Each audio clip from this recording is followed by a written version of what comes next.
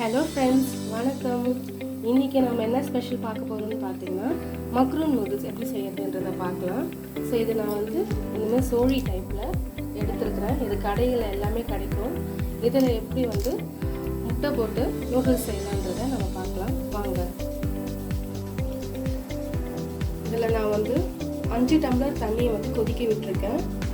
தண்ணி எப்போதுமே கொதிச்சதுக்கப்புறம் இந்த மக்ரூனை இதில் ஆட் பண்ணுவேன். இப்போ தண்ணி கொதிச்சிருச்சு, நான் இந்த மக்ரூனை ஆட் பண்ணுவேன்.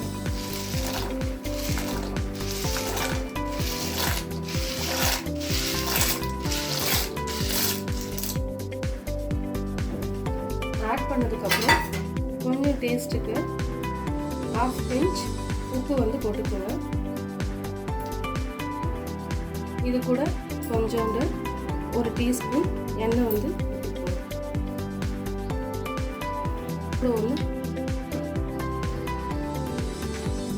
அப்போதான் ஒன்னோட ஒன்று ஒட்டாமல் இருக்கும். இது கொஞ்சம் ஒரு 15 மினிட்ஸ் இல்லை 10 மினிட்ஸ் நல்லா வேகட்டும். நல்ல ஒரு சாஃப்ட் டெக்ஸ்சர் வந்ததுக்கப்புறம் நம்ம இதை ஆஃப் பண்ணி வடிகட்டிடலாம். இது வேகத்துக்கு டைம் இருக்கும். ஸோ நல்லா வேகட்டும். இப்போ பார்த்தீங்கன்னா இது வெந்துடுச்சு.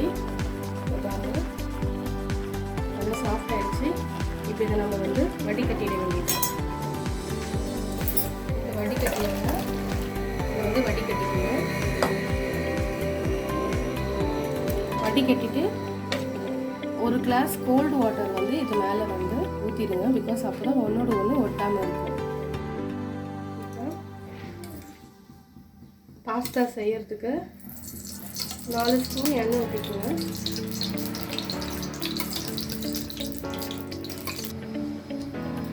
எண்ணெய் காஞ்சிருச்சு. எண்ணெய் காஞ்சதும் நான் 2 வெங்காயம் அரிஞ்சு வச்சுருக்கேன். 2 வெங்காயம் அதில் ஆட் பண்ணிக்குவேன். லைட் ப்ரௌன் கலரில் வர வரைக்கும் அதை வதக்குவேன். அதில் ஒரு 5 பூண்டு நான் தட்டி வச்சுருக்கேன், அதையும் ஆட் பண்ணிக்குவேன். 1/2 ஸ்பூன் சோம்பு இதில் ஆட் பண்ணிக்குவேன்.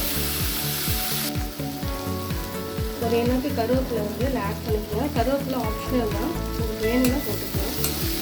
இந்த ஸ்டேஜில் நான் ஒரு தக்காளி அரிஞ்சு வச்சுருக்கேன். ஒரு தக்காளி ஆட் பண்ணிக்குவேன். இன்னும் நல்லா கொஞ்சம் ஸ்மாஷ் ஆகும். இப்போ ஓரளவுக்கு ஸ்மாஷ் ஆகிடுச்சு. இப்போ இதுக்கு தேவையான அளவு உப்பு போட்டுக்கோங்க.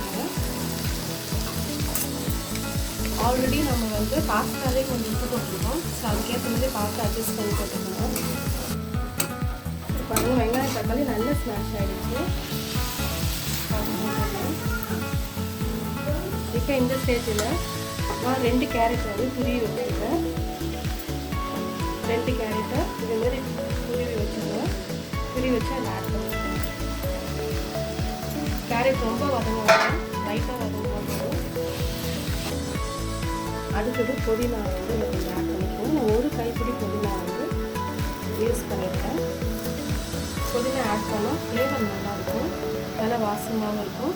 ஸோ அதாவது புதினா கொஞ்சம் ஆட் பண்ணி இதுவும் லைட்டாக வதங்கினா போதும்.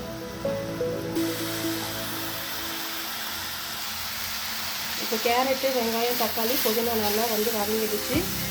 இந்த ஸ்டேஜில் நான் 1 ஸ்பூன் காரத்தூள் யூஸ் பண்ணுறேன்.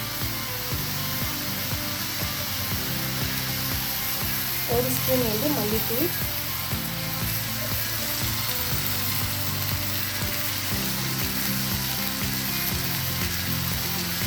1/2 ஸ்பூன் கரம் மசாலா போட்டு நல்லா வதக்குவேன்.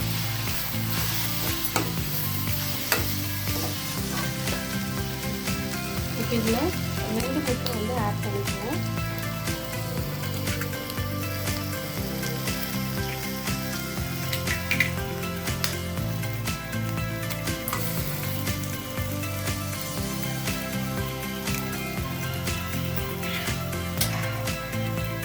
அடுப்பு சிம்மில் வச்சுக்கோங்க.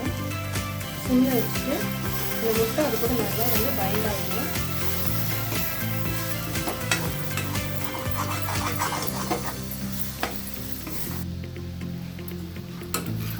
இப்போ முட்டையும் நல்லா பைண்ட் ஆகிடுச்சு. இப்போ இந்த ஸ்டேஜில் நம்ம இந்த பாஸ்தாவை இதில் ஆட் பண்ணிக்கலாம்.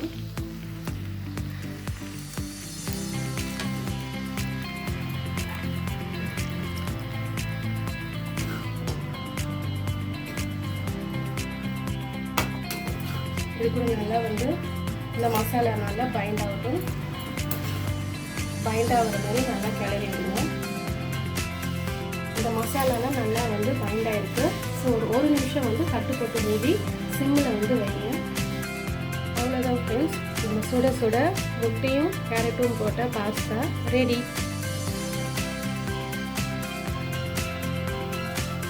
உங்களுக்கு இந்த சேனல் பிடிச்சிருந்ததுன்னா சப்ஸ்கிரைப் பண்ணுங்கள். அப்போ தான் நான் அடுத்தடுத்து போடுற சமையல் உங்களால் பார்க்க முடியும். தேங்க்யூ.